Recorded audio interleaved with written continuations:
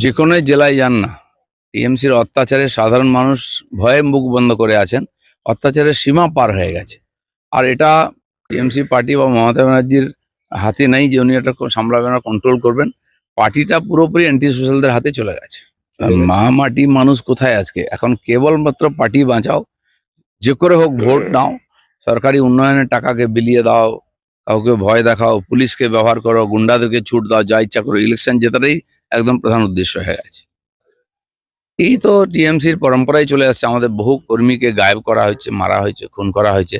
এখনো সেই পরম্পরা চলছে। আমার মনে হয় ইলেকশনের আগে একটু ভয়ের পরিবেশ তৈরি করা হচ্ছে, যাতে বিরোধীরা সক্রিয় না হয়, ভোট দিতে না যায় সাধারণ মানুষ, আমাদের কর্মীরা না বেরোন।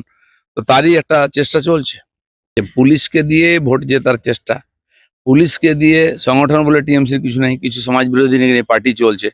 পুলিশকে দিয়ে সবকিছু করাচ্ছে। যে পুলিশ সমাজ বিরোধীরা আটকাবার চেষ্টা করা উচিত, সেই তাদের প্রোটেকশন দিচ্ছে, তাদের সঙ্গে নিয়ে গিয়ে আর এই ধরনের কাজ করছে।